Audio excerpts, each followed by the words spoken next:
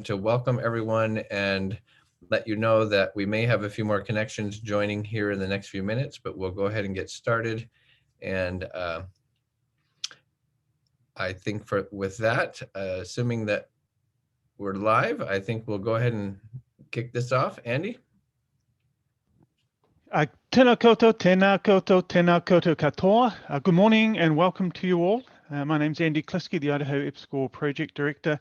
Thank you for taking the time this morning and during the summer period to be on this workshop. I'm very excited about the phase that we're at in the development of ideas leading to the next Idaho RII Track 1 EPSCoR proposal.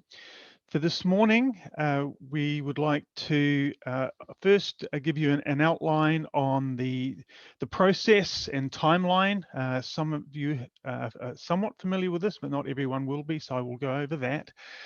We will give an update on the RII Track 1 theme area for the new Idaho EPSCoR, within which we're looking to develop some research topics, and then from there leading into the proposal. And so we'll spend some time this morning going over the expectations for the research innovation briefs that will support this development of ideas for the topics. We'll open up for Q&A. And then we have an optional opportunity for networking. For those that would like to share ideas, we have some breakout rooms set up that we'll be able to facilitate at the conclusion of the presentation. So if you have questions on anything that I run through this morning, please note it down, and then when we get to the Q&A, you're welcome to either send it via chat or to ask verbally via Zoom. Okay, so a reminder that this is the NSF EPSCoR Track 1.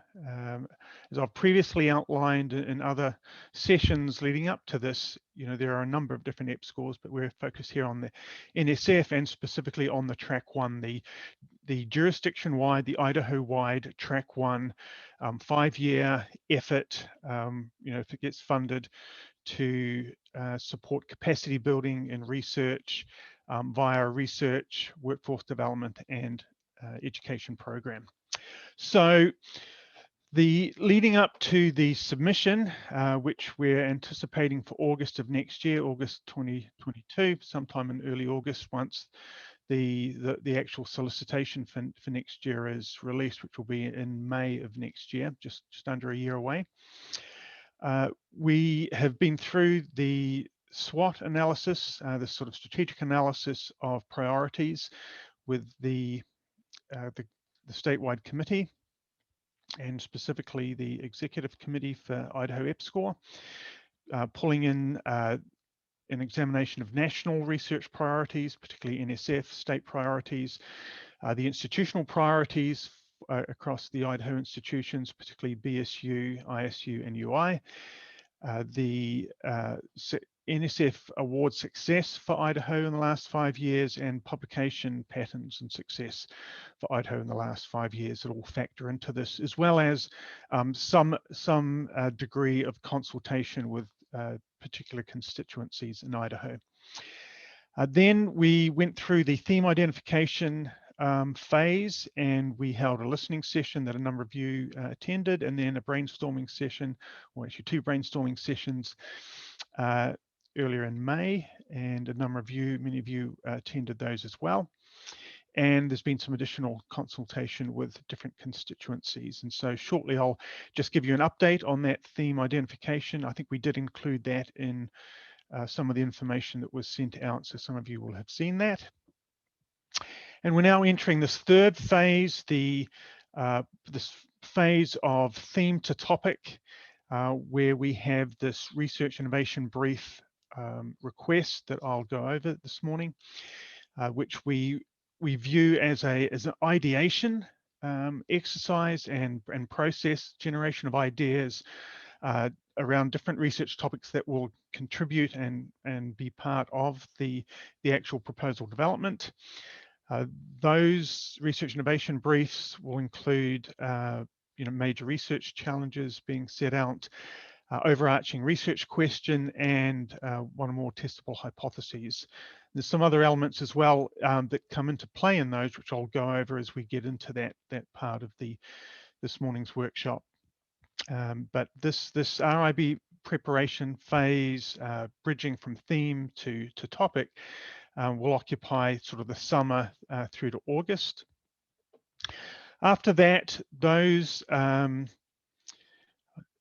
go out for review. So at different places through this process, we have external review through experts via TIG, the implementation group, and they've already had a role in review of our strategic analysis and in the theme identification.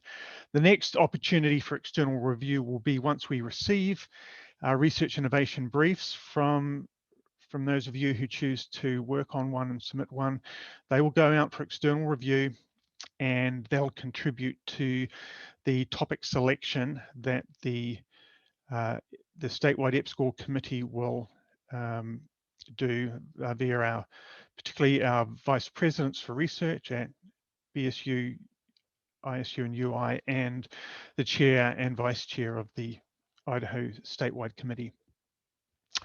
So there will be a process there, and then from there, a topic identified, and then a charge for the actual development of the proposal, which will occur mid-fall into sort of spring of next year. External review of that, and then a complete, review of that first draft, and then a second final draft developed late spring into summer. So that's kind of the process. So what I want to highlight is that what we're talking about today in particular, the research innovation briefs, isn't an isolated exercise on its own. It's built on the strategic analysis and the theme, overarching theme, and then it'll contribute to other places. And so in particular, there will be different places in which there will be other opportunities for people to have an input, to be part of the team that contributes to the writing of the proposal, and beyond the written proposal, to be part of the actual track one project team once it is hopefully awarded and is underway. So this isn't the only place in which, and the only time in which there is an opportunity, but it is certainly a key part where we really do want to take on board and request input from those who are interested and willing to at this stage. It's an important part in developing the topic, and it is also part of the process of building the team, and that the leads for research innovation briefs are likely to be the institutional leads, because the institutional leads will need to have a strong role in the intellectual merit and the science of the final proposal, and so this is an opportunity to have input into that. But there will be other phases for other people to be involved in the, for example, in the proposal writing. There will be a build out of a team there, and further on there'll be an opportunity to take on board, to bring on board other people, and for additional consultation and stakeholder engagement throughout, in particular, the proposal development phase. So a little bit of sort of background there. Then I'll return to this when we talk in more detail about the this kind of third phase that we're in at the moment, this sort of theme to topic process with respect to the development of research innovation briefs. The theme area, and we at the brainstorming sessions, for those that you were there, we talked a little bit about the draft theme area. We've now solidified that. The theme area is multi-systemic resilience for natural resource security. So that fine-tunes the draft theme area that we talked about. It doesn't change things a whole lot, but what we're looking at there is that the proposal will be developed, and the these research innovation briefs will be developed within the rubric of hypothesis-driven research, education, and workforce development related to multi-systemic resilience for natural resource security and critical infrastructure.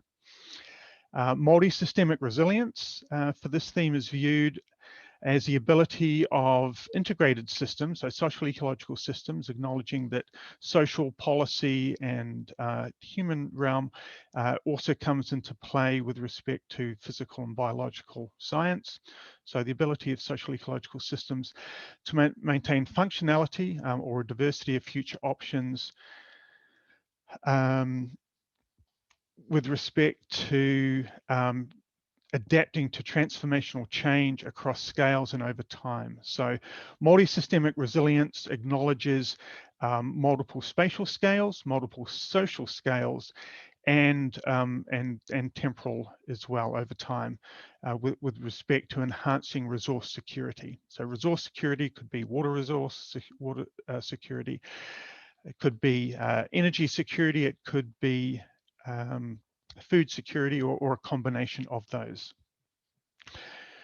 Resource security or natural resource security refers to the capacity of society to safeguard sustainable access to these one or more of these key natural resource arenas. So food and fiber, energy or water, or a combination of those. Transformational change could be catastrophic change, natural hazards, wildfire, for example. It could be chronic change, prolonged drought, could be land cover change, could be combinations of these. And then infrastructure includes critical infrastructure sectors, including dams, energy and electrical systems, could be food and ag system infrastructure, could be water systems, combinations of those, and it could include cyber infrastructure within and among those natural resource systems with respect to resource security. So that's pretty similar to what we've talked about previously. It does kind of narrow in a little bit around this idea, this theme area of security, resource security. And then as I've said previously, the theme area has been developed as one that's suited to transdisciplinary approaches. So we look at this as a way to integrate expertise in biological sciences, geosciences and social sciences across Idaho, as well as enhancing opportunities for computer science, engineering, mathematical and physical sciences within this, track 1 proposal development. There's remains sort of an interest that proactive ideas with respect to multi-systemic resilience could include computational modeling, could include futures analysis, could include machine learning and or artificial intelligence, and that stakeholder engagement and expert engagement is likely to be important in being able to pursue the research, outreach, workforce development, and education work that would be developed within this proposal. Right, so so that's where we are with the theme area. It narrows it a little bit, but it still provides a lot of scope for ideas, and much of what was the ideas that came from the brainstorming session are still, I think, highly relevant to this the slightly modified theme area. So in terms of where we go from the theme to developing topic ideas through this current research innovation brief phase, from the brainstorming sessions, there was some very valuable input, and some of that related to the opportunity for people to be engaged in this current phase of developing research innovation briefs. We had initially indicated that it would that the eligibility was for senior researchers, i.e. tenured, associate and full professors, and those with NSF track records, so a PI or co-I on a NSF research award in the last 5 years. And there was a fair bit of discussion, a fair bit of input that could be restrictive and could it be broadened. And so we have done that. So this phase and research innovation briefs can include other researchers as contributors to a research innovation brief. It's not only restricted to those senior researchers with NSF track records. To be a research innovation brief lead still needs to adhere to those eligibility criteria, and I'll go over those in a little moment. But we do welcome the input from other researchers. So those could be assistant professors, tenure track assistant professors. They could be people with national research awards through USDA NIFA, national competitive research awards through Department of Energy, and so forth. And that they could be research professors, for example. They could be staff who have a strong role in research as well. So we've broadened that. The other element that we've built into the research innovation brief, while it does require key research ideas to be articulated in it, we're also looking for some articulation of how the research topics, the proposed research topics, provide opportunities for workforce development and for education work. So there was also some quite strong input about the need for those to be developed simultaneously with the research ideas. So we've included that. So at this point, we're going to just ask a poll question in terms of supporting some networking toward the end of the workshop. We're interested at this point to know whether anyone here is interested in being a research innovation brief lead. If you have an idea and that you anticipate being a research innovation brief lead. And then also for others, if you're interested in being a contributor to a research innovation brief. So I'm going to hand over to Rick here to administer the poll. Thanks, Andy. So I'm going to launch a poll here that will just ask you to identify what role you intend to play. This is a guesstimate. There's no, we're not looking for any details or a firm commitment. And this will help us both in identifying the match between ideas for breakout rooms later today and the number of potential leads on the call, as well as for future planning. So I'm going to leave this poll open for about 45 seconds. And if you'd please respond, and then we'll share the results. You should be now viewing a poll that just asks you to identify one of the three options. And so in 45 seconds, I'll close the poll.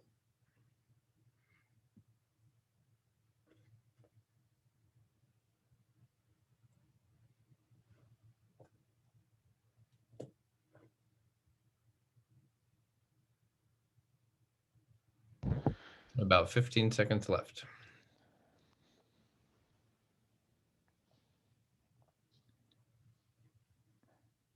Wow, everyone did a great job. I think most of the answers came in within 30 seconds. Great. So I'm going to end the poll here and share the results. You should be able to see that.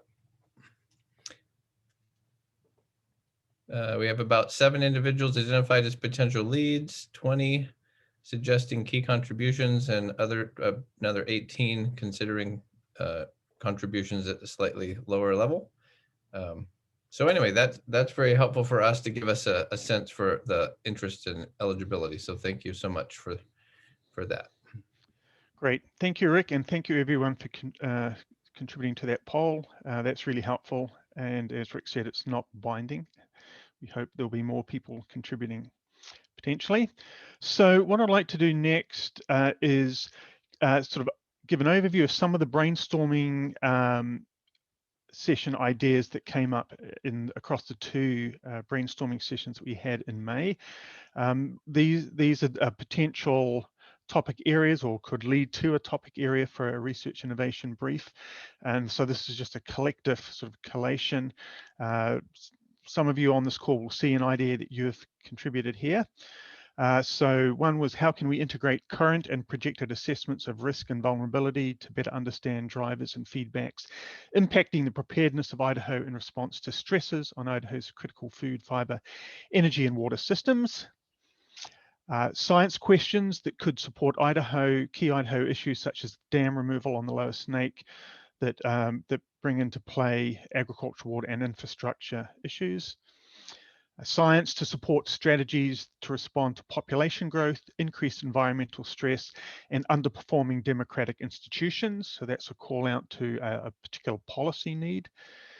The water energy nexus, in order to assess the impact of population growth and climate change on the resilience of Idaho infrastructure, food security, water availability, water needs, and energy demands of the state. How do we balance a growing need for water infrastructure in Idaho with the complexities of increasing irregular precipitation delivery and knowledge that such infrastructure can be detrimental to both the ecology and physical processes that occur in these systems? System-wide sensing and modeling approaches to advance Idaho's resilience on water management in a changing global environment. Next one here, enhancing the resilience of agriculture and food, energy and water resources and their critical infrastructures in Idaho through the union of machine intelligence and human intelligence. That's a call out to particular computational approaches. Evolving the quantification of dynamic risk. So that's a call out to sort of a mathematical ideas and approaches. Cybersecurity for critical energy infrastructure. Okay, so some really great ideas there. These all have potential to contribute to to topics and to research innovation briefs. At this point, we're going to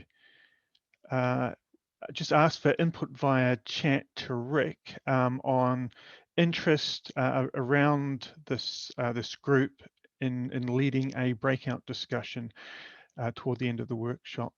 So Rick, do you want to just say a little bit more about how to transact that? Yes, can you hear me okay, Andy? Yep, can hear you great. Yep, I'm sorry, I'm having a glitch in my Zoom connection, so I'm gonna have to pop back in. But we actually have our EPSCoR office staff monitoring the chat box, and what we would like you to do, you can do this to everyone, or you can do this to me, or to Vanessa, or to Ashley. But what we'd like to do is just get your thoughts about a few 3 to 5 keywords that might describe the kinds of discussion topics that you like to discuss later today in a breakout room. We're going to collect those and then try to create an appropriate number of breakout rooms for people to go and have conversations related to this. So, you know, like just, it doesn't have to be very long or descriptive, just a few keywords of the topics that you'd like to discuss. That would be great. And you can do that now and for the next several minutes, and we'll be collecting those responses and then creating the breakout rooms as Andy speaks during the rest of the presentation. Great, thank you, Rick. And so we're kind of viewing today's workshop as, you know, some of it is information, you know, transmittal and sort of providing an outline of this process, but we also want to create opportunities for networking. This won't be the only opportunity that we will do, but part of today is to provide an opportunity for those that wish to do some networking around common ideas that could lead to research innovation brief submissions. Okay, so next, we're going to sort of delve in here next on the research innovation brief process and details. As I highlighted, you know, it's an ideation process and where we hope to see major research challenges articulated along with research questions and hypotheses, and also some indication of potential opportunities for workforce development and education activities as part of the research. But a reminder, it's not the only opportunity to have input. As I said, previously, there will be further opportunities. So, and there are key people who are not on the call today, and they will, have an opportunity to be part of this as well. And it may be that in later phases, as we get into the topic development and sort of the building of a team here, there's going to be a need for certain expertise, not necessarily represented around this this workshop group today, that will need to be brought on board. So again, highlighting that we're not restricting to just this group of people here, that there will be other opportunities, other people to be involved. Okay, so let's proceed through then. So the research innovation brief, the purpose is to solicit input from you and in general Idaho's research community to help the Idaho EPSCoR committee further refine and select a research topic and the institutional leads leading to the actual development, the actual proposal development. It's intended to reflect a creative process of ideation. It's about ideas. It's not about, at this point, about developing detail for a proposal. It does seek to articulate possible research topics that will focus Idaho's efforts to build academic research capacity and to conduct innovative research in the coming decade. So it's not just about funding a 5-year effort. It will leave a legacy that's sustained beyond the 5-year track 1 funded effort and project. That's kind of a very important key ingredient of track 1s, is sustainability and how the state and our institutions build on it after the 5-year funded project. It must fit within the broad theme of multi-systemic resilience for natural resource security and critical infrastructure, the theme area. And it is a process that represents open source process, where the ideas and information are provided sort of collectively, along with the rights to use, study, change, and to share, for the purpose of leading to the development of the Idaho RII Track 1 proposal and program development. So if there's specific IP, detail, methods you have, those don't need to be included at this stage. In fact, we don't want that detail at this stage. And just kind of a highlight, it's not a request for a proposal, but it is a request for specific ideas supporting a cogent research topic, just to try and distinguish what we're looking at this stage. Okay, eligibility. So to be a research innovation brief lead, you do need to be a senior researcher, so tenured associate or full professor at BSU, ISU, or UI, and be a PI or co-I on an NSF research award within the last 5 years. And if you're a lead on an RIB, then you can only lead one. But we do welcome other contributors to work with an RIB lead on a development of a research innovation brief, and that could be any other faculty, including assistant professors. It could include staff researchers, people who are actively involved in research. Basically, if you're from a lead point of view, if you're a research innovation brief lead, and there are key people that can actively contribute to the development of the ideas, the research, workforce development, education ideas in a research innovation brief, then I think it's fine to include them as a other contributor, or a co-lead. And this could include people who have research awards from non-NSF national research competitions. The timeline here that we're working to, so we have this workshop here today, June 9. We're asking for a notice of intent from research innovation brief leads by the end of next week. So that's Friday, June 18, just to give us an idea that you're intending to develop a research innovation brief. I'll go through the details for that NOI, but it'll include your name, a tentative title, and an NSF 2-page bio sketch. Then this phase between now and August 9, when we're asking for, which is a deadline for the submission of the research innovation briefs. And then we are planning an optional check-in and Q&A on June 22, so in 2 weeks' time. In particular for research innovation brief leads, but also other contributors. And that'll also be a further opportunity for us to facilitate some networking. And again, that's an optional check-in, but we feel by then, hopefully, people will have indicated, we'll have had the notice of intent. We will actually plan on publishing the list of people who are planning to submit research innovation brief leads, so that can enhance sort of an additional opportunity for networking and for other contributors to be part of research innovation brief development. Okay. So the actual research innovation brief itself, this is an outline of some of the elements of it, and there's some further detail that I'll go into. But importantly, some key research elements. So what is the major research challenge? What is the overarching research question? What is an important testable hypothesis for it? How does this advance transformative research from a national and NSF perspective? What opportunities are there for developing workforce development activities within the research topic that you're proposing? What opportunities exist for developing an education program within this research topic? What is its alignment, as in the alignment of the research topic, with national and state research priorities? And how will the research topic support collaborative research across the jurisdiction, particularly across BSU, ISU, and UI?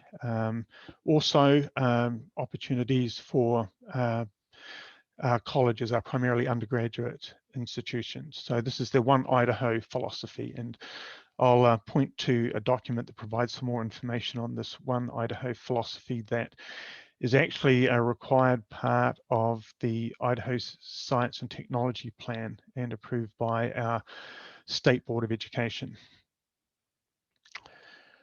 Okay, so live now on the IdahoEPSCoR website, and here's the link if you've not been to it, www.idahoepscor.org, or if you Google IdahoEPSCoR, the first link that you should get should take you to this link. We now have this request for research innovation briefs here and here. They both will point you to this top here is just part of the revolving banner, but this link on the right-hand side will take you to the portal for all of the information that's necessary to use for developing a research innovation brief, to the template fillable document for the research innovation brief, and supporting documents. There's basically a one-stop spot here for that. And I really want to call out here to Ashley Bogar in the research office for helping us get a lot of this up and running, and Vanessa Henry, who's done a lot of work in developing the fillable form that we have available now. So this is where to go for information, particularly to this link. And if you click on this link, then it will bring you to this page here. I apologize about the size of it, but this has basically the request, and we did send out a PDF, I think, to probably everyone who's on this workshop that included something similar to this. This is slightly updated, so please, if you're wanting the most up-to-date information, this is it here. And thanks Jen for including the link to the website in chat. So if you're looking for the link, it's right there, and a direct link to this RIB brief. Okay, so that's where we detail everything that I've been talking about so far, and the download solicitation, this one that's highlighted here, that will download the fillable PDF form, the actual RIB form, and it's I'll go through that here in a moment, but that'll download that, and that is the form that you need to put your research innovation brief details into, and that will be submitted via PyStar through a electronic submission here. That is the only way to submit your research innovation brief. Do not email anything to myself, to the EPSCoR office, to Rick, to Vanessa. You can email or contact us with questions, but the actual submission must come via this PyStar portal. For those of you that are already registered in PyStar, if you're currently involved in GEM 3, then your current login details will work here. If not, then when you click on the this link here, it will the window that you see will prompt you to be able to create login details to register for that. And we're happy, in particular, Ashley will be happy to help you with any issues in registering on PyStar. So this solicitation document then will download, and it will look like this. There's 6 pages to it. It's a 6-page limit with fillable boxes which have text limits. So don't try and put in any more than will fit here. And it's set at, I believe, Arial 12 point, I think. And so just RIB lead information there, the title, a narrative description of the proposed research topic, then the research details, so the research challenge, the key overarching research question, testable hypothesis or hypotheses, then the transformative research that's advanced via the research topic, opportunities for workforce development activities, opportunities for the research topic to lead to an education program, a brief indication of how the research topic aligns with Idaho State science and technology priorities, and I'll point to the actual S&T plan in a moment so you can get more detail on that. And then how the research topic potentially aligns with national research funding priorities. That includes the Office of Science and Technology in the White House, their Industries of the Future. That is an important part of current NSF research, NSF's 10 Big Ideas from 2017, but also other national research strategy and legislation. So Endless Frontiers Act, there's language there that is very important in research in the next 5 to 10 years. That's worth looking to. There are other current activities. Some of you will have been part of NSF Convergence Accelerator workshops recently, or at the moment, or 1 or 2 still coming up. And those give an indication of areas that NSF is looking strongly at supporting. And we actually looked at those when we did the update on our theme area. Then a question here that is actually pulled from the most recent Track 1 solicitation, just asking for sort of brief indication of how the research topic either builds research capacity where it's currently lacking in Idaho or expands existing research. Well, it might do both, but that is language, new language that we're seeing from NSF in the Track 1 solicitation. So that's why that is there. And then, let's see. Primary, so question 12 about potential deliverables, outcomes, or accomplishments. And that I realize that that's speculation. That can be general, it can be bullet points.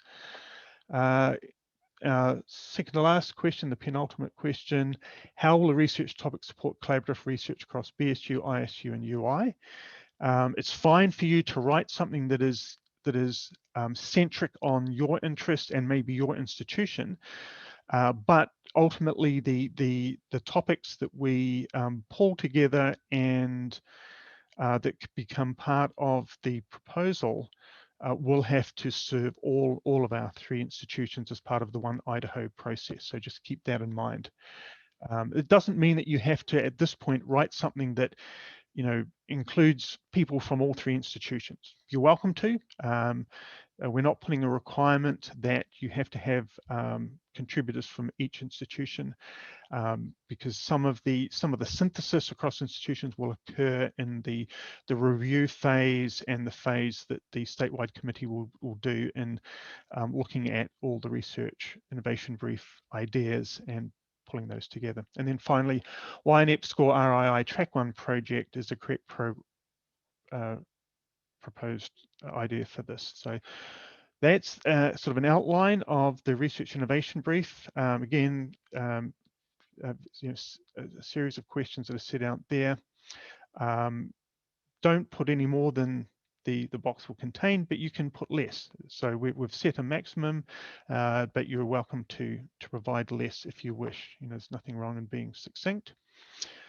And then, you know, I mentioned different elements there. So there are a number of guiding documents, the NSF Track 1 solicitation, and the link to that is provided in the PyStar abstract that I was just looking at before. In fact, right here has a link to it right there. The One Idaho Principles, we've provided that document in a Google folder, and there's a link to the Google folder provided via the PyStar abstract. NSF and National Research Priorities, and URL links provided in the abstract request in PyStar off the Idaho EPSCoR website. So the S&T plan, National Industries of the Future, 10 Big Ideas are all provided there. The S&T plan is provided there, or the link to it. The theme description that I've just mentioned, that document is provided, and then all of the instructions are provided via the link from the website to the PyStar instructions. So there's an amount of background supporting documents that are useful for RIB leads and for contributors to look through to support the development of these research innovation briefs. With respect to national priorities, these aren't the only ones. You know, I mentioned NSF Convergence Accelerator workshops, and there are other national priorities that are in play. And this actually, I have to say, will be an area that we'll be continuing to look at, because there is a lot of development of direction that's still underway. We're expecting to see in the next, 3 to 4 months to 12 months, more information coming out of NSF. So this is going to be an area that we'll have to continue to keep an eye on. Okay, and so sort of just coming back to, right, and the question about where these documents are located. The submission link, basically, if you come to the website, the EPSCoR website, and then to this page here, this is the opening page for the RIB submission, then most of it is provided here, and the link, if you download the solicitation, that I think includes the Google folder link. And so to actually apply, once you've downloaded the solicitation and worked up your research innovation brief, you'll use this Apply Now link, and that will take you to the submission portal that looks like this. And you'll use this exact same portal both for research innovation brief leads that are submitting a notice of intent by the end of next week, as well as the actual submission. So and so for a notice of intent, the key thing to include for research innovation brief leads is a tentative title, and that can change between when you submit the NOI and you submit the final research innovation brief. Your name as a lead, and then your NSF bio sketch. So the title the lead's name, and then the NSF 2-page bio sketch are part of the NOI. We're also, for the research innovation briefs, in discussion with the VPRs for BSU, ISU, and UI, have limited funds available to provide a modest summer salary assignment for research and innovation brief leads who are able to accept summer salary, and subject to funds that are available. So we're looking to make sure we include a spot to indicate that, but we acknowledge that, you know, there's time and effort involved here, and so so that is potentially available, as I say, subject to funds and also subject to your actual contract eligibility, depending on your position to accept a small summer assignment. So I did want to mention that. So the notice of intent through the submission form, and for that you will save it as a draft. Am I right there, Ashley, that for the NOI, saving as a draft, yep, great, is what you do. Don't hit the submit. You'll hit the submit for the actual RIB submission prior to August 9. So for next week, which is just the notice of intent, and again, that doesn't hold you to you know, to having to actually submit one, but we, you know, hope that anyone that submits a notice of intent is generally interested and will follow up. So you'll complete those, hit the draft, and that will give us an indication. When you come to do your submission, the actual submit, the same information will be available to you. And then you can, at that point, add in contributors. For the notice of intent, you actually can include other contributors if you know them, but it's not essential. But for the RIB, make sure you include your other key contributors by adding them here.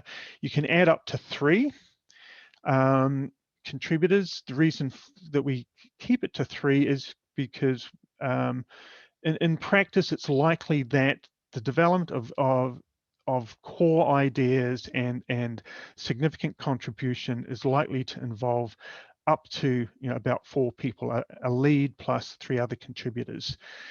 If for some reason, you know, I do acknowledge that sometimes you might have an active team that could include other people. We can look at that, but typically what we're wanting to avoid is just a population of, you know, 10 names for people who are just added on.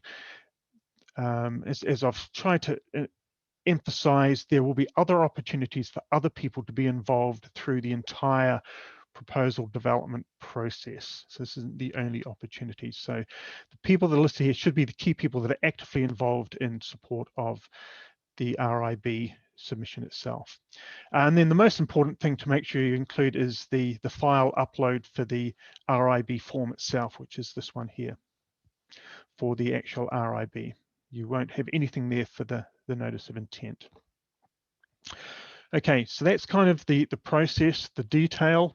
At this point, please keep an eye on the chat. There's been some great information there provided by people. And I'm going to open up here in just a moment for questions. I do want to respond. There's a good question there from David Estrada about how will RIBs used. And so actually, I'm just going to quickly go back to the process diagram. Sorry, right here. So by, you know, August 9, we hope to have a set of RIBs submitted. Those will go out to external review via the implementation group, and the reviewers for those will be in part subject experts. They will include people who have expertise in NSF-EPSCoR, including 1 or more former program officers from NSF-EPSCoR and other parts of NSF. So those will be reviewed. for intellectual merit, for broader impacts, including workforce development and opportunities for education plan. And then those external reviews, along with the review of the proposals by the statewide committee, in particular the VPRs and the state committee chair and vice chair, will be considered, and the executive committee will then likely go through a synthesis process where a topic is selected. Now, there's a number of possible outcomes from that selection process. It's possible that there could be a single standout RIB submission, and that is used as the core for developing for the topic selection for the proposal. But just as likely, and maybe more likely, is that there could be several strong RIB submissions that review really well and are potentially synergistic and could be collaborative, and so there could be a synthesized topic selection that brings together two or more. Obviously, there's a balance. We don't want to be cobbling together things that don't make sense, but it's quite possible that there could be, and this has happened in the past, a number of really great ideas that can work well together. And so it's worth keeping in mind that you might develop a research innovation brief that's somewhat narrow. Say it's focused on, I don't know, computational approaches, but doesn't accommodate other parts that are necessarily relevant to the theme identification. That's fine. It could still be incorporated into the topic selection process. So don't feel that you have to incorporate everything that is articulated in the theme identification. We're viewing, we view all RIBs as a collective and as ideas that could contribute in some way, but with the acknowledgement that we're not looking to make a Frankenstein's monster out of these RIBs, if that makes sense. And then to respond to Dave Rogers' comment here, 3 contributors enough to facilitate statewide collaboration and spend 20 million. I agree, and that's what the subsequent phases will do, the proposal development. We're not looking at developing the full proposal at this stage. So it's not intended that the RIB and only the contributors to it will be the people that will move forward into the proposal development, if that makes sense. Okay, so those are some questions that I'm seeing in the chat, but at this point, if there's other questions you want to include there, please do, or raise hand in Zoom, and we can, please feel free to provide any comments or questions, and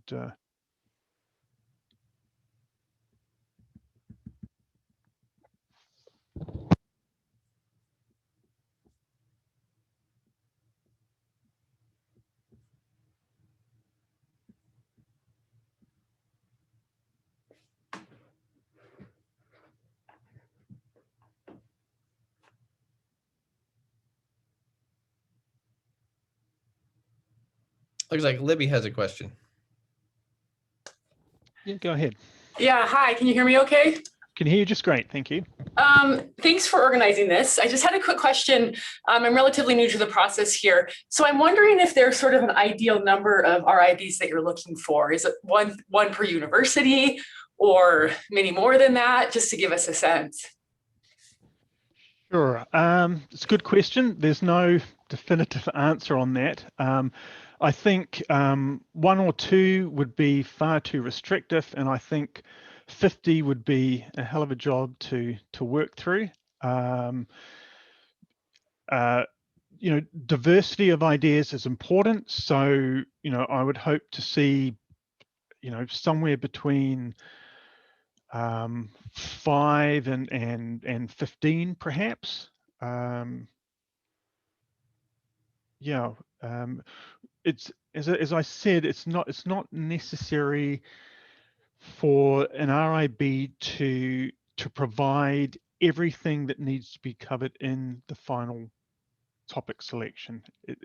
You know, so it's fine to have something that's small and that can contribute, but then it's also fine if you know, depending on your background and interests and networks, to provide something that is much broader and could encompass much. And I would imagine that we might see some that kind of hit both ends of that spectrum.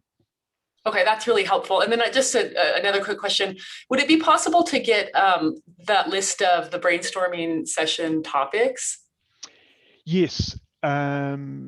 Yeah, the slideshow that I've just presented here is available in the Google folder that I referred to, as is the slideshow from the brainstorming sessions themselves, or at least my presentation in the brainstorming session, and then the listening session back in end of March, beginning of April.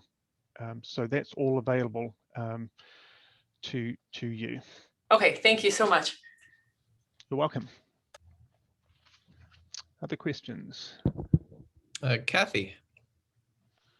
Hi, it's not clear to me how computer science or research software engineering would fit into the RIBs, because it wouldn't be standalone. It's more of a, there's a role for that in, I think, essentially every research idea. And so how do you anticipate someone like me participating? Thank you, Kathy. So if you do not have domain expertise in an area relevant to the theme identification, multi-systemic resilience for natural resource security, then there are probably two ways. One would be to collaborate with someone else who is, through some of the networking opportunities that we're going to try and facilitate, but also by reaching out. So that's one way, is to, you know, collaborate with others. But the other way would be to, I guess you could take a computational approach and then reach out to other people to be part of that development that brings into place ideas. Or or it could be that there is an approach you think is really important, and you write it, you know, acknowledging that there would still need to be some direct tie into other ideas, other research needs for it.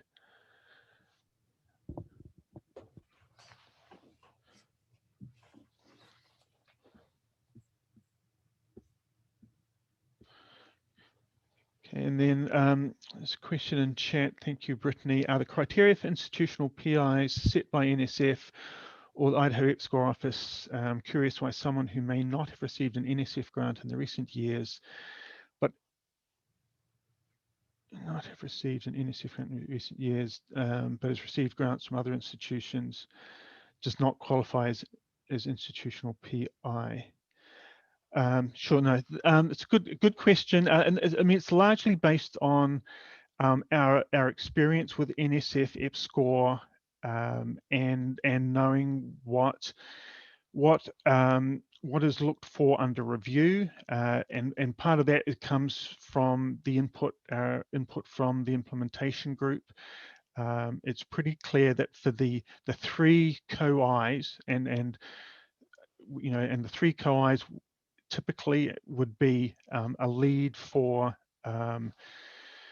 BSU, one for ISU, one for UI would fit that.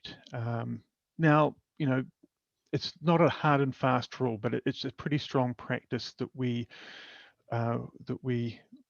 aware of. Now, that doesn't stop other people from being involved. And the current practice that we have in GEM 3, for example, the current track 1, is as well as the three institutional leads who are co-Is. They do fit these criteria, incidentally, but we have institutional co-leads supporting them who don't necessarily fit those criteria. And there will be likely leads of different research components, different parts of the project, who also would not necessarily have to fit those criteria.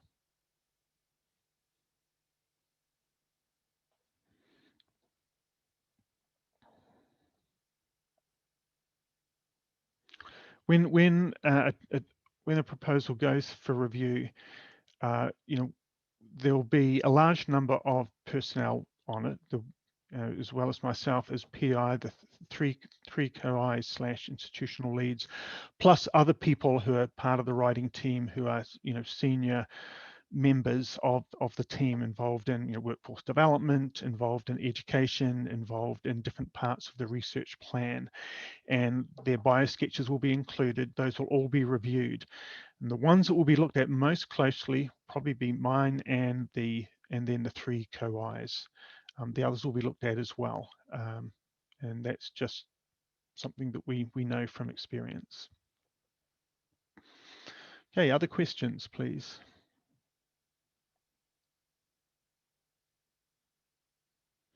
And then the question about, yeah, the VPRs do have a very strong role in this. They're part of the executive committee, and so the decision making on who, on the topics that are chosen, on the people that would be leads, co-leads, and other, those reside with the executive committee.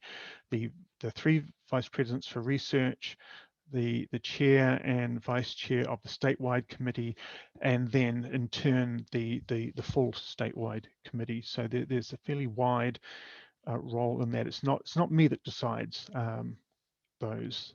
I facilitate, along with Rick, the executive committee, and work with that executive committee in the decisions. So next question here: how many RIBs do you expect to include in the proposal? So RIBs will not in their entirety be placed within in the proposal. They'll contribute to the ideas, to the topic around which the proposal would be developed. We're not looking for mini proposals that then get cobbled together. Just to respond to that question, but I could see that we could easily have RIBs, from 2 or 3 submissions that could be wrapped into the topic selection potentially. Yep. Yep.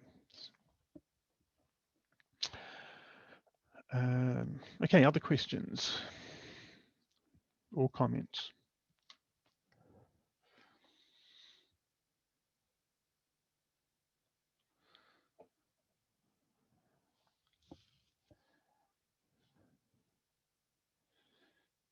Okay, let me just speed along to the end of the presentation. Make sure I didn't miss anything. Questions, process timeline. Okay. So if you have other questions, feel free to contact the EPSCoR office. In the first instance, you can email Vanessa, but you're welcome to copy Rick and myself ultimately, depending on those questions. If they're of a technical nature with respect to PyStar and the portal, then that will probably be directed to Ashley. If it's about the process and timeline, then either Rick or myself would handle that. If it's a broader question about scope, then that might likely be directed to myself. But yeah, we do want to respond, and we'll be attempting to respond as timely as we can, given where we are in this process. I mean, just sort of before we move into this opportunity for networking for those that want to do that, this is, we're really trying to develop this collaboratively and really look for sort of cutting edge questions and representing the work that you each are doing, and see those ideas expressed in the research innovation brief so that it can, contribute to this next 5-year program.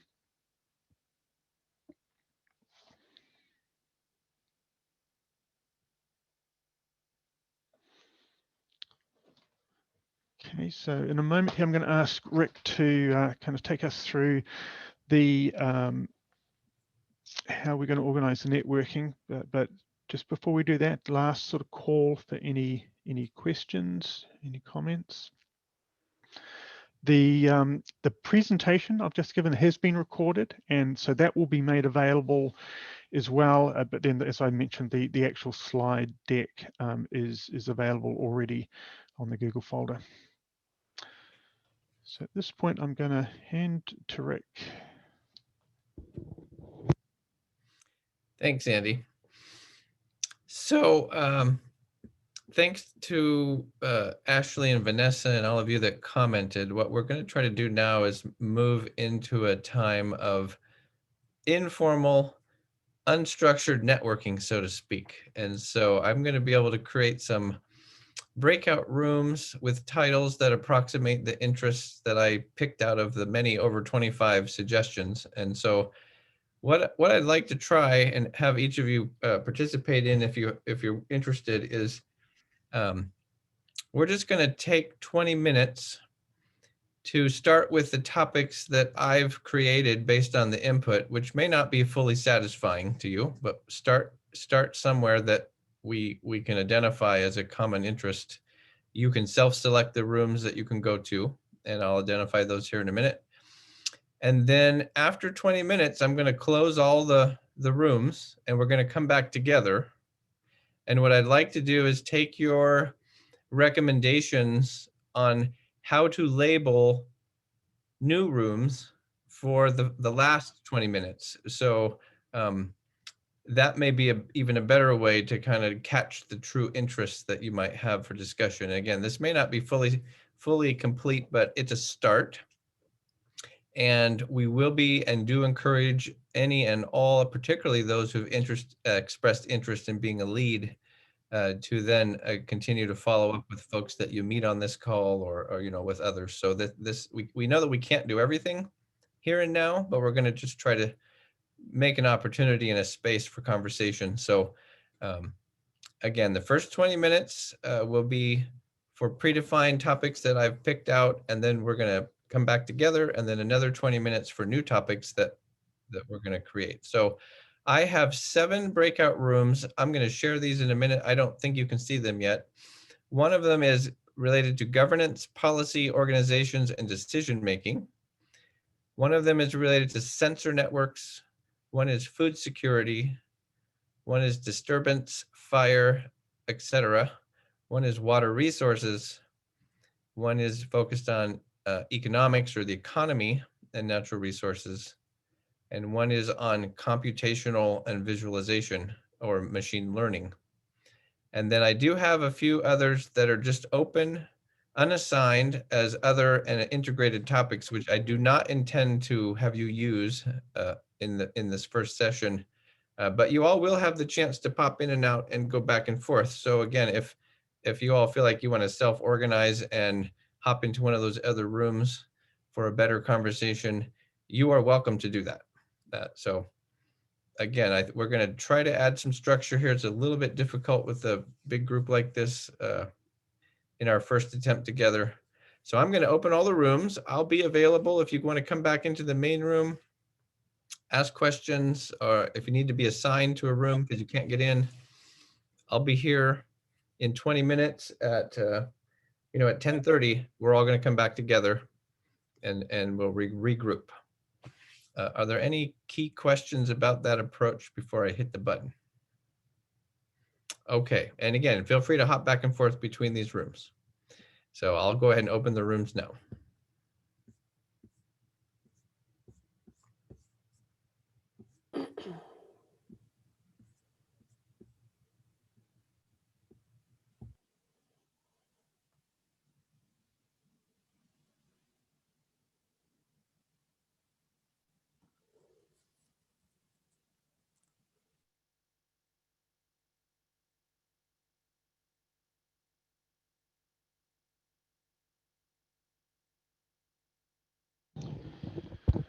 And just to note, I'm going to stay here in the main room, but if you're in a group in one of the breakouts and you have a question for me, then please feel free to have someone pop out here and let me know.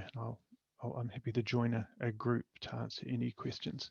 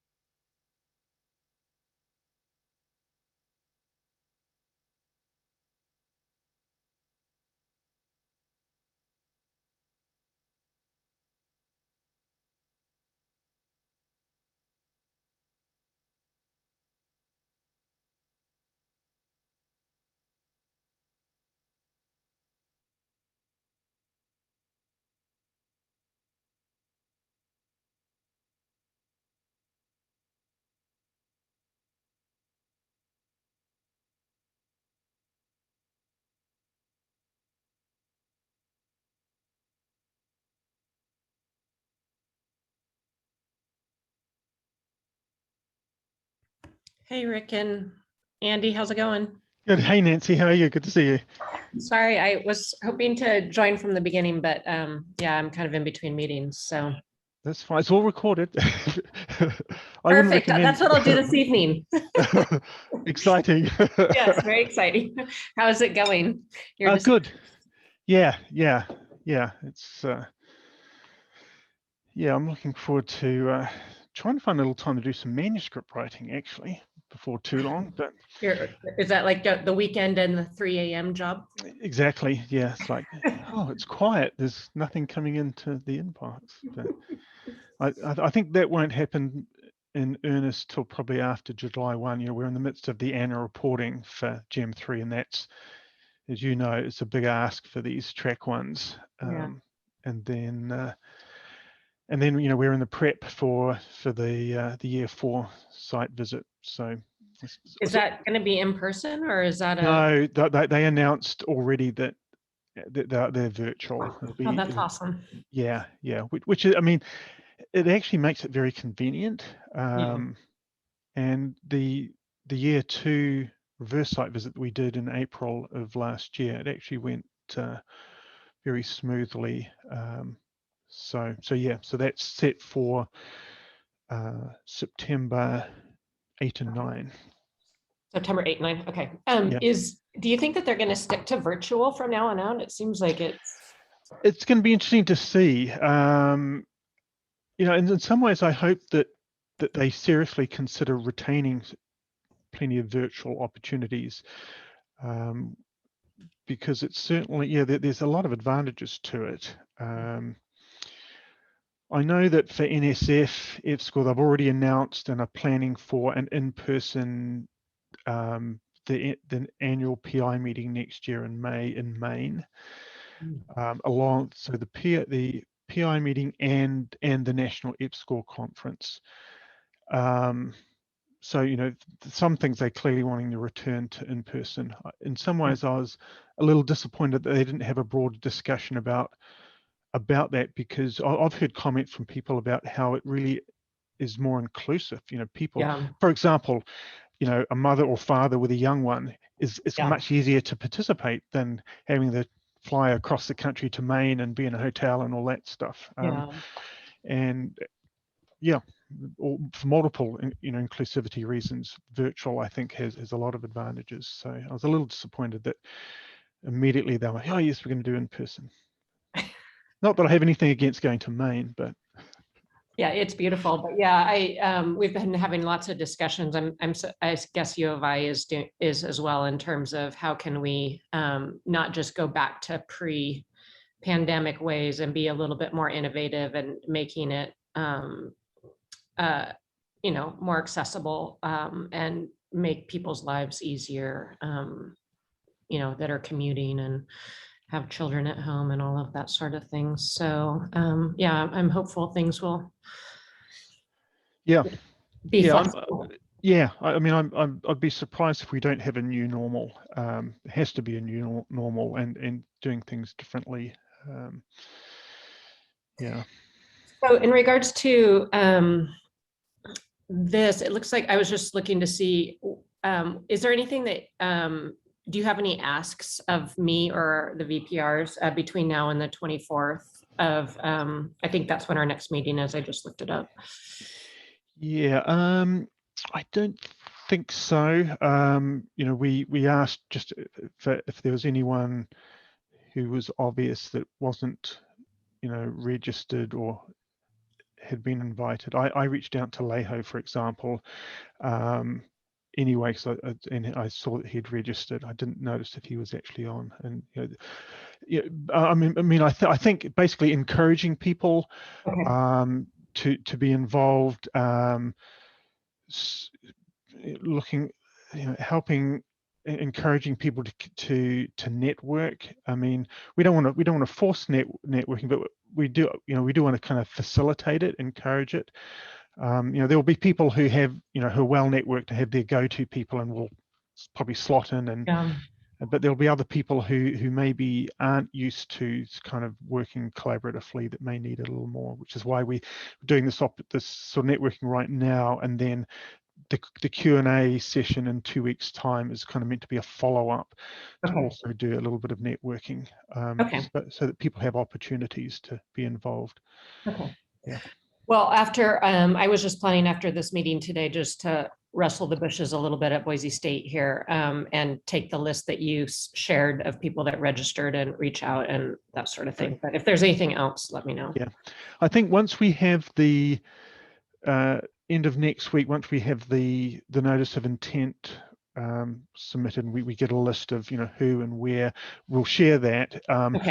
And because one thing we'll have to decide on is who and how we can, if we're going to provide summer salary support, and you know, I'm hoping that it's spread nicely and it's modest across each campus. If it's not, then we'll have to rework things, but there'll be clearly some, you know, need for, you know, input and a decision from you and or Harold. Probably by then it might be you. Just hopefully, I don't know. If we meet on the 24th, then we have Harold for at least another day, or maybe that's his last day. I don't know. Right. Yeah, and I think at this stage, I know I just saw a message that Chris Numera is not available on the 24th, but hopefully Brad Ritz or someone can stand in. We'll go ahead with that anyway. It may end up being a brief one because we'll be kind of in the midst of the process, but then maybe there's some feedback that we can have on the notices of intent at that stage.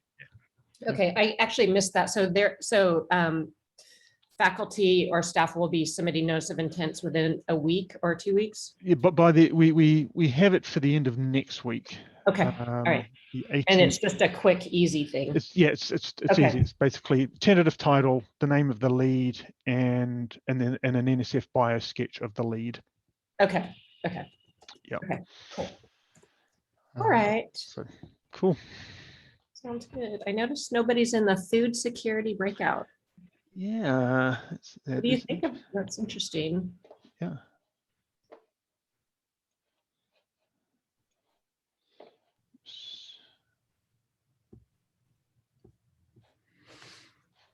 Hey, Nancy. Yeah, there were a couple in there at the beginning, and then they moved. And yeah, I think that food came up a number of times. Food, ag, whatever.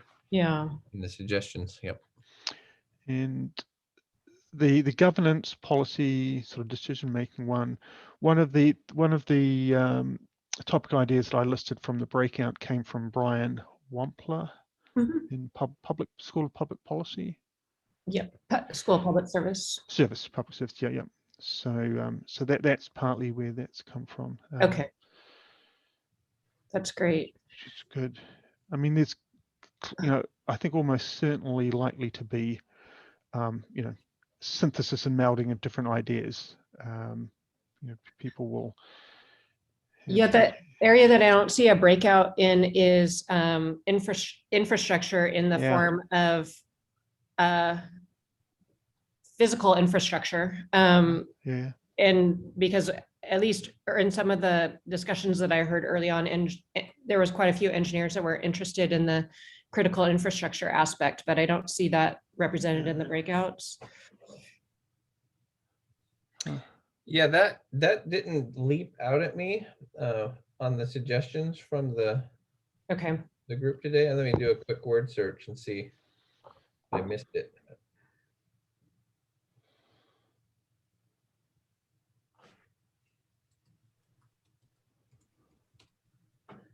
Are the breakouts ones that you guys just determined today based on who was participating or on interest? Okay, so all right, gotcha. Yeah, it was kind of a organic thing. Okay. We did a poll or a little earlier in the meeting.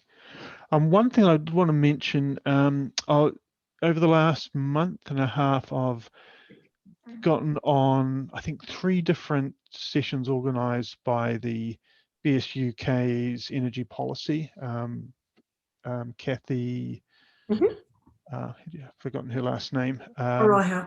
Yeah, and those have been really valuable, and there's clearly partly for me that highlights the likely importance of energy, in at least in part in what we end up with, perhaps. And at some point I want to reach out to her. I don't know if you're probably in touch with her at some point, maybe.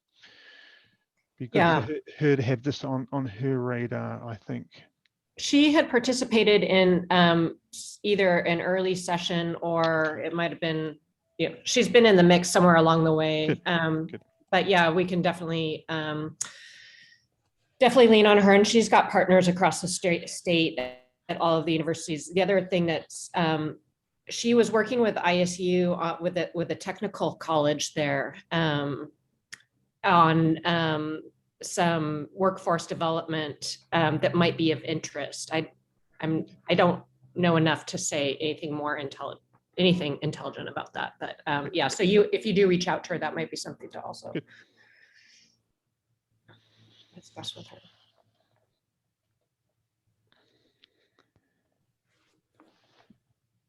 Jana, I'm in the office today. Can you tell? Weird. Yes, I can see that. I'm in the conference room. Crazy. Nice whiteboard. I know. What is it? Oh yeah, whiteboard. What about this big TV thing? Does that work? Like I don't have to be on my laptop. I could have joined via that. Yep. Okay. Andy and Rick, this is the first day that I've stepped on campus since like 2019. Wow. It's Yeah. amazing. And the first time I've been in these offices, in the VPR's offices. So yeah, I'm all alone in here. There's nobody on the third floor of the admin. And as far as I can tell, I saw like 2 people in the admin building. Wow. Wow. Well, yeah, UI is deserted except for the 4th floor of Moral where EPSCoR office is, and I'm Are you not guys actually going there. in? I'm not. Oh, you're Well, not? I have been a couple of days a week. Yeah, it's really nice because it's empty, it's quiet. But I waited until, you know, post vaccination before I decided to head in. Yeah. So, Yeah, I actually just dropped my son off in Kansas City for a job Whoa. last week, and I stopped by to see one of my EPSCoR colleagues at the University of Kansas. Uh-huh. And he lives just a few blocks from campus, and he said the same thing you did. In fact, he hasn't gone back yet, and he's only a few blocks from campus. He's still working out of his house just because he's got everything all set up, you know. It's like it's all right there. Did So, you drive out there, Rick? I did. We drove out. We went to Salt Lake City the first day, and then we went to Denver and watched a baseball game, and then we went to Kansas City the third day. Wow, that's a long drive. And then you drove back all alone. So sad. No. I flew Oh. back. It was his car. Oh, I you- left him there. Oh, there you go. That's smart. Yeah. That's cool. Yeah. So it looks like are you in Moral Hall? Is that what it is? Moral Hall? Yep. We are.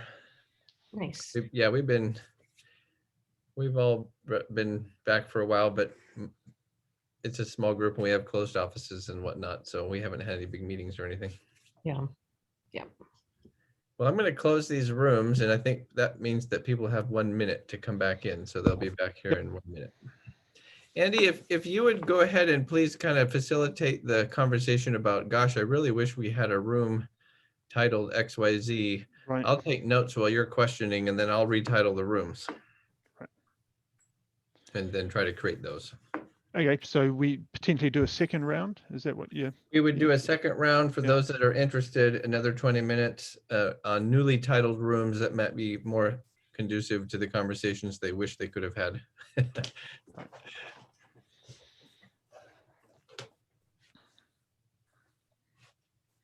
So Nancy, are you the other day it sounded like you were in Haley or somewhere near Sun Valley. Did you move there?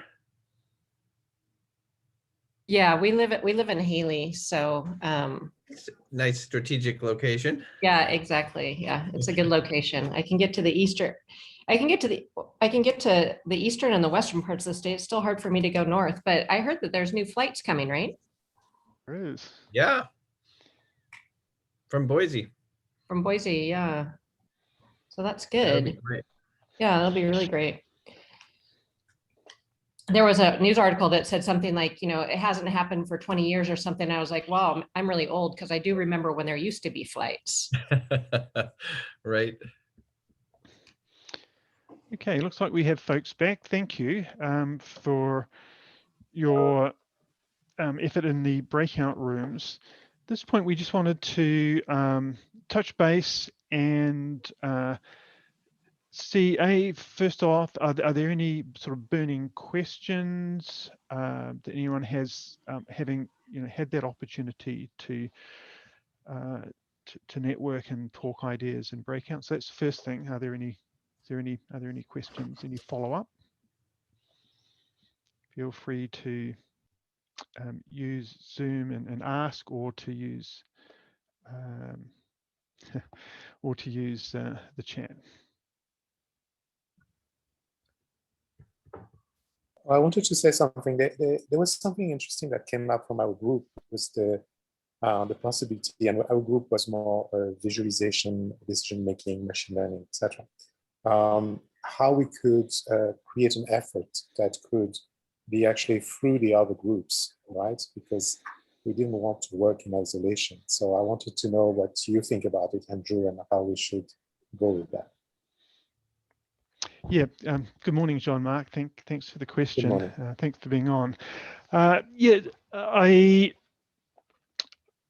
mean, it's kind of perhaps a similar response to the question asked earlier about sort of computational approaches. I mean, I think one thing that we will do is after the end of next week, once we receive the sort of a list of notices of intent, we will set out that list of topic areas and names, and use that to do a further sort of opportunity for collaborating, for contributing to pieces, to parts of these research innovation briefs. I mean, I guess if there's a cohesive group, focused on visualization and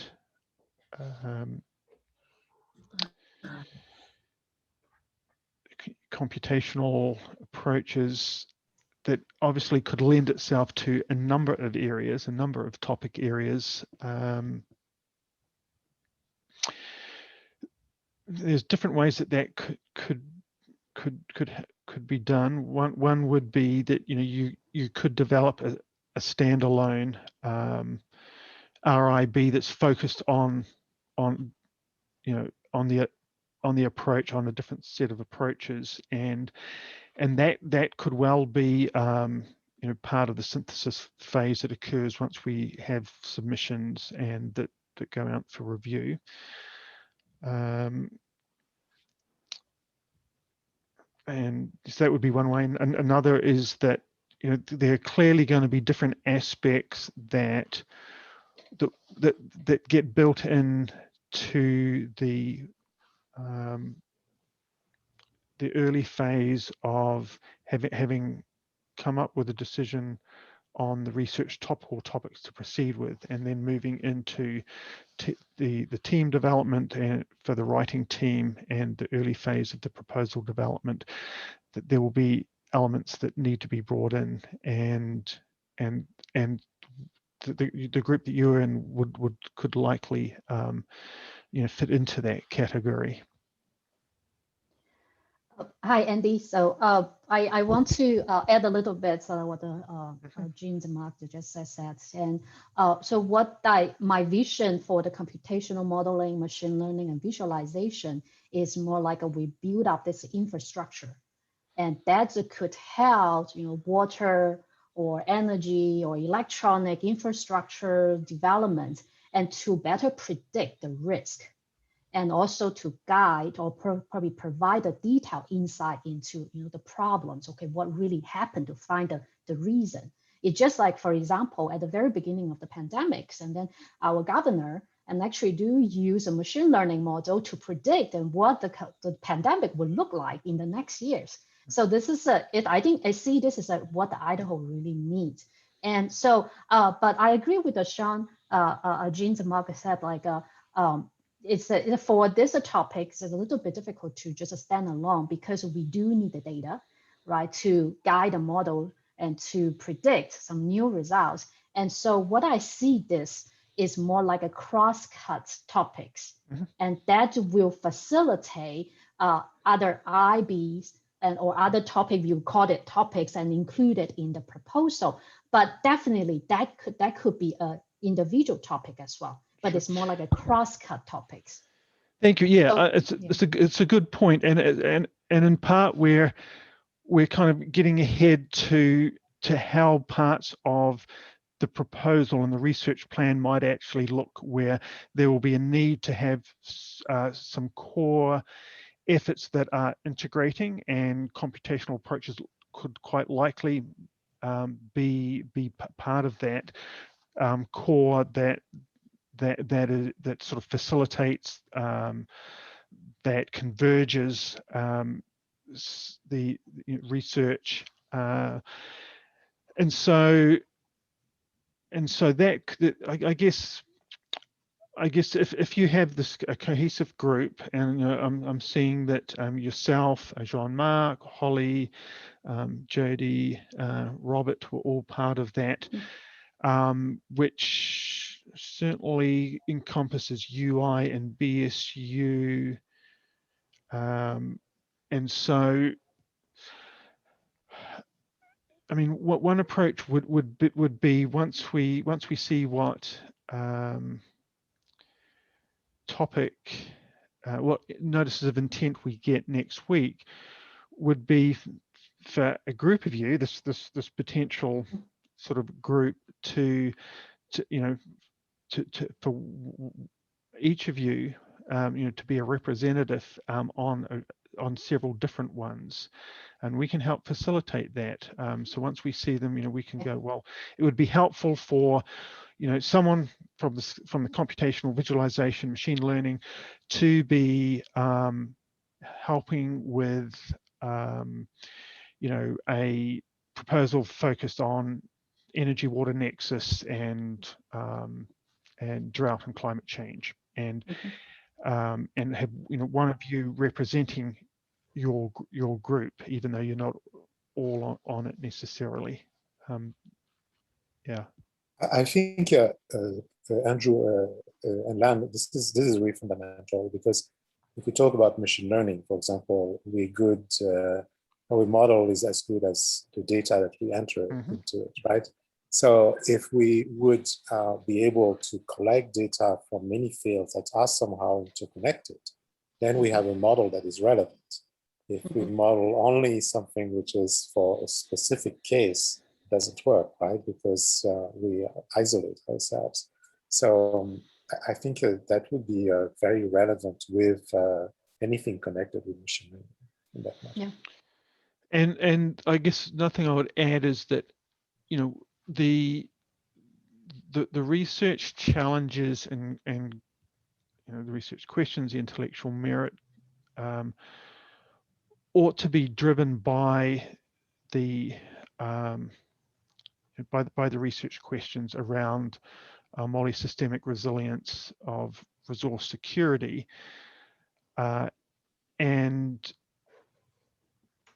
we just have to be a little careful about driving a topic by a particular technique, and we definitely included computational approaches, idea of machine learning, artificial intelligence as being potential ways to go, and it's possible that there could be questions that are developed, and I see some coming in here about ethics and policy, that could actually be substantive questions themselves that could be answered as well. And especially, by taking a social ecological system kind of perspective, and there's other ways that we can phrase that: couple natural human systems, human environment systems, basically the idea that we're not only focused on physical process or ecosystem process, that we can there could be questions. Andy, Kitty has a comment or a question. Yeah, go ahead. Yeah, in our water resources group, I think we discussed the fact that we have a lot of strengths across Idaho in water resources, hydrology, but that theme has featured prominently, in 3 or 4 themes in the past. And so, I guess as a broad kind of comment, I'm wondering if you can speak to how broadly it can be featured in this theme. Like, does it need to take a real backseat, but it's still so critical, So I guess that we felt like it's same old. We don't want to get dinged. We don't want to go down that big bunny hole, right? And it's a really good question. It's one that I'm very mindful of. The executive committee is very mindful of, and trying to find that sweet spot between including something that is critical to Idaho and for which there are still critical questions without it being seen or appearing, or in actual being repetitive for stuff that's been done before. I mean, my thoughts are that that something that is, for example, water energy focused could be sufficiently different. Something that includes computational AI approaches to system interactions is quite different from, I think, the water work that's been done before. So I don't think water is verboten. We just have to make sure that that clearly the science is different, and that we're arguing for building something something that wouldn't have been and shouldn't have been sustained from a previous track one. I mean, if we were to do something that was heavily, for example, energy focused, there's no way that that can be done without looking at water. And just, you know, water is an important conduit of energy transfer, as well as energy generation. So I don't think I'd be, or if there was something focused on food security, you can't look at food security without looking at water. So it's going to be in there in some way. It's just the way that it is, we articulate it as being different from previously done. But yeah, it's an extremely important point that we have to be aware of. Thank you, Kitty. Nice to meet you face to face. Andrew, I agree with you. I mean, like water energy could be a good topic. So I think that for the topic is very important is that could include as many expertise as we have. That will be very important. Like that could include not just a technical and a policy, you know, computational model, visualization, machine learning, anything, or social or ethics, and that will build a strong team. Great. Yep. Thanks, Lan. That's your name. Yeah. Yes. Thanks, Lan. Yep. Other questions or comments from the discussions that you've had?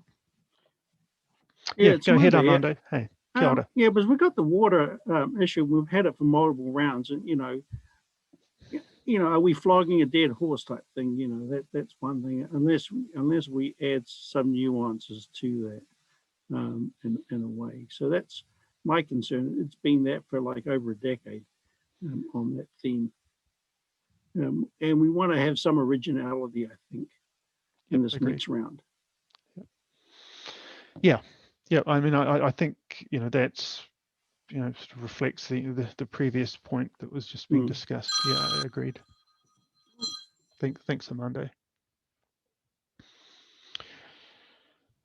At this point, I mean, welcome to hear anything else that arose. We probably have enough time to do some further breakouts if that's deemed valuable. We could generate some breakouts in particularly if there was an area, an idea that was not discussed that someone thinks, well, it would be good for us to look at another area. We could do that. Just seeing, yeah, there's a question about are national labs eligible as co-PIs? No, if they're a full-time employee through Department of Energy or Batal at Idaho National Lab or PNNL, then they would not. But it doesn't stop us from collaborating with national labs, and I think the possibility to collaborate with, for example, INL would be a really important opportunity that we could pursue. But funding a personnel there cannot be done. Sharing of a graduate student, funding a graduate student who's co-supervised can be done. So there are ways that we can resource collaborative activity with a national lab. Tim has a question. Tim? Go ahead, Tim. Yeah, Andy, one of the things that popped up in our group is that we were curious whether the capacity building component would be envisioned as adding a bunch of faculty capacity, as has happened in a couple EPSCoRs back, but we're not sure what happened exactly with Gem 3. But just kind of curious. Sure. I know it's a little bit more of a tangential question, but it does, I think, affect a little bit how something would get structured. Yeah, thanks, Tim. Good to have you on. Good to see you. It is an important one, and not least because there is clearer language now in the most recent Track 1 solicitation about capacity building. So in the past, the language has been for the research plan. Section 4.3 has focused around research, and now they've added research and capacity. Even though, I mean, capacity has always been talked about, it's an important part, but it's actually stated more explicitly now. And there's a capacity, an important part of capacity is human capacity, particularly in EPSCoR states and not least in Idaho. Getting the additional expertise or new expertise is important. And so I think new faculty hires would certainly be something that would be part of the proposal development and the budget. I think that will remain to be important. Other ways to build capacity can be physical infrastructure. That's one that EPSCoR track ones have historically supported in some jurisdictions, but I would say human capacity, new, whether it's via postdocs or via new faculty hires is particularly important. And the new faculty hires are a really important way of demonstrating institutional commitment beyond the track one, because the institution has to be prepared to support if it's a tenure track assistant professor, which is the ideal, then BSU, ISU, UI have to support those at their campus beyond the EPSCoR funding.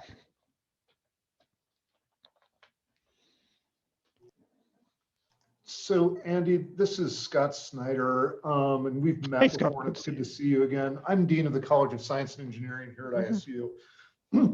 I totally agree with what you're saying, all right, where it is very important to, from a dean's perspective, and a former NSF program officer, to show the institutional support and resources behind it. The challenge that we can get into, and this is where we have to be really careful and make sure we're involving the right people in these decisions, is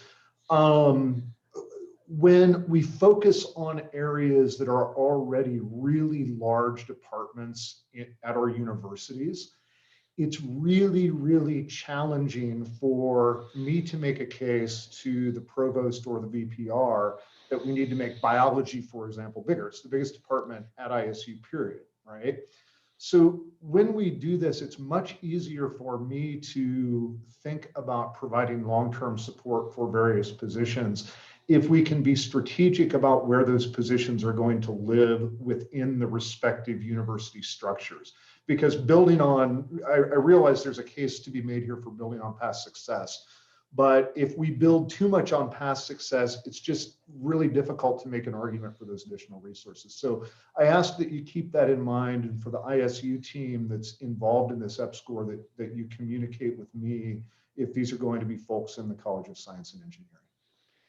Yep, thanks, Scott. I appreciate the comment, and great to have you on to provide that perspective. So it is important, and we're very aware of this, to be able to, that we engage as early as possible and continually with senior leadership in each campus.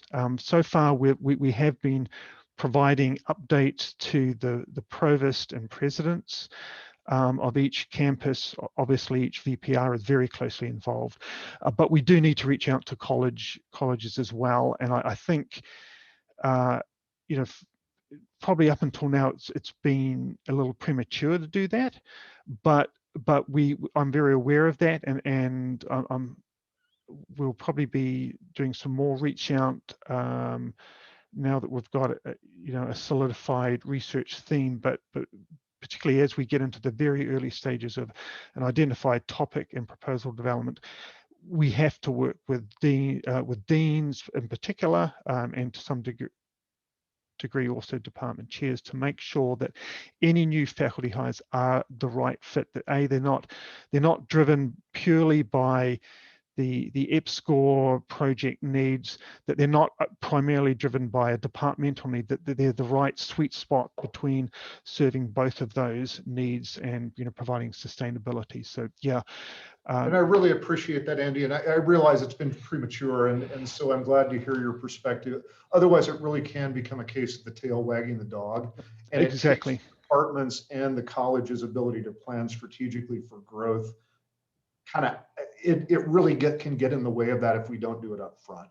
Yeah, I mean, part of the reason for supporting something that is transdisciplinary, partly because we have a breadth of experience and there is growing expertise in multi-interdisciplinary and transdisciplinary approaches, but that it can also accommodate expertise, for example, in social science. If that's an area, for example, that I actually think, yeah, we need some key, investment there that can also support this, the research topic and the proposal, then there could be other areas than, as you say, the biological science area that has been well supported. And this goes to some comments that I heard earlier. I mean, I think really, frankly, at all three institutions, just my understanding is there are some needs in engineering and computer science. Certainly, I won't pretend to speak for the other two institutions, but for us here at ISU, that's a huge need that we have. And if we could incorporate that, as I've heard discussed to some degree, into it, then again, it makes those decisions for long-term investments much easier from a strategic perspective.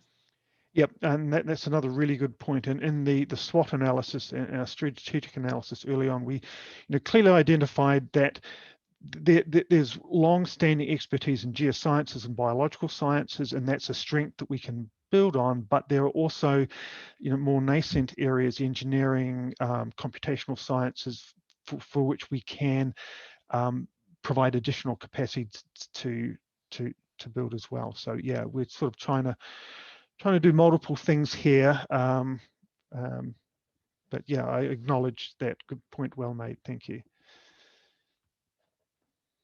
We have about another 5 minutes or so. I thought we don't have time to go into other breakouts, but if there are other questions, other comments, I can certainly accommodate those. And just with respect to sort of networking and connecting, we will definitely be pulling together the information we get from the notices of intent, and then in 2 weeks' time we have a discussion, question and answer session that we will also potentially use to do some networking. But any other input, ideas?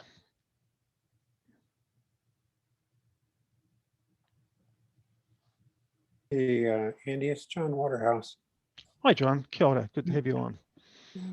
Hey, I put this in the comments, but as I was just kind of strolling around through the different breakout rooms, I wonder that as we move ahead, that there's some way that we can think about breaking down some of the silos, and maybe thinking through like the wildfires, the fire suppression, and linking that to the water group / natural resources.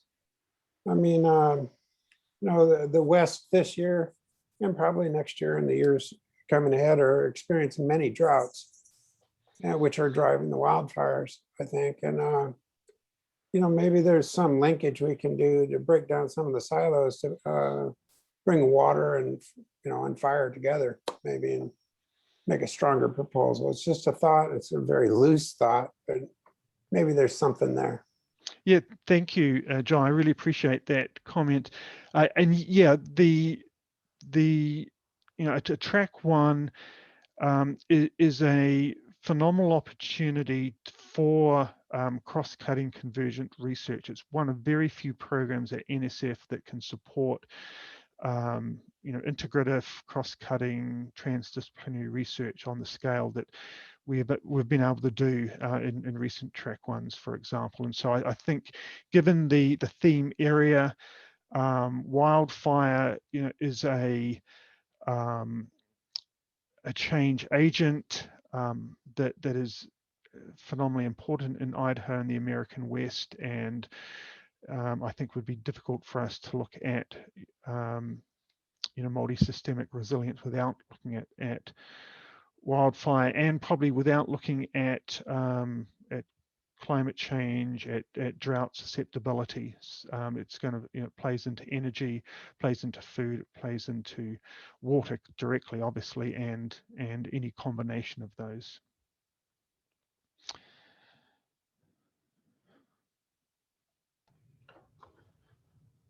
I have a comment. If there's a moment. This is Jim McNamara. I was looking at the NSF's Big 10 ideas, and one of them is harnessing the data revolution, and also thinking about this silo versus integrated theme thing. And the reality is we all work in silos, and a lot of times these proposals with great integrated themes are a little bit contrived to allow us to do our own thing within some kind of umbrella theme that we kind of honor, but we still do our own thing. And NSF has their cross-cutting programs are usually not scientific theme based, but are tools and methods type based. And so I'm wondering, and NSF is about science, but something like harnessing the data revolution, bringing in new cutting edge technologies, machine learning, or whatever the newest thing is, would be one way to have an integrated theme that still allows the PIs to do their PI thing. Bringing the data revolution into water resources, into wildfire science, into social economic systems or ecological systems, and that way we don't have to maybe, I don't want to be too cynical, like pretend as much that we're on an integrated scientific theme, because it is impossible for all of these researchers to really be contributing to a general theme except in a very superficial way, I think. Yeah, I'm going to thank you, Jim. Good, appreciate those comments. I'm going to disagree with you a little bit. I'm an integrative person, a transdisciplinary researcher, and I think it is possible. It's difficult. It's challenging. It's hard to do. There are people on the call here who have been part of it in our current GM3 gen. Is on. From BSU, Yeah. for example, and it's not easy, but it is an important part. For example, if I can compare the Track 1 program to the NIH IDEA INBRI, the INBRI does take a theme area and then has a bunch of different projects that are really only loosely connected. They're not cohesive. Mm-hmm. For a Track 1, we do have to provide that is a cohesive project. I don't think it would be sufficient for us to have even just loosely connected efforts. Yeah, maybe I was a little too, but the connection maybe doesn't have to be the what we'll call the domain science, but the big data. Right. Could be the connecting theme that allows for a little more diversity in the domain science, because I agree, it's certainly possible, and the previous teams have done excellent work. I didn't mean to be critical of that, but there are boundaries. At some point, you have to eliminate very relevant scientific themes if it's just too much of a stretch, right? Where something like big data might have no boundaries on the domain. Right. So we might develop, some core research questions around, complex systems and computational approaches to solve questions around complex systems in which the domain happens to be water energy, for example. And that's a domain that we explore it, and then there are a series of broader impacts in that domain, but it rests around, the sort of computational big data that you talk about. Yep, that is a feasible approach and outcome. Andres, I agree with you. I'm thinking, like, for example, you can propose something like develops integrated computational and data-driven pipeline to facilitate like science domain. And yeah, something like that. So back to what the previous speakers and just mentioned about, the data science is no boundary. Actually, NSF has a individual data science institute programs. And so I see the EPSCoR is like to build up to help you to establish the infrastructures, right, across the state. And so so I'm a little bit worried, like if we put data science as a theme, and then the NSF will say, why don't you go to that another program? We do have a data science institute programs, and they also they're looking for, actually is more than $10 million. I mean, for each proposal. Right. So, yeah. Thanks, Anne. Yeah. And those will, those are the sort of things that will be taken into account under review. That's partly why we use external review. to make sure that the topic areas that we choose, and then ultimately the proposal development is strategically focused and is not seen to be simply doing something that could be funded elsewhere. Why EPSCoR? Why track 1 EPSCoR? Why it's the right fit for it. So yep, good point. Thank you. So we're actually just a little over time now, so I'm going to draw things to an end. Thank you so much for all of your input. Please don't hesitate to reach out with questions if you have further questions, and please consider submitting for those who are eligible to be an RIB lead, a research innovation brief, notice of intent, and or to consider working with someone else on one, and we'll do some additional networking in the next 2 weeks as well to support. But thank you for your interest. Really looking forward to many of you being involved, and have a good day. Thank you. Anything, Rick, that you wanted to add before we wrap up? Nope, nothing to add. Thank you, everyone.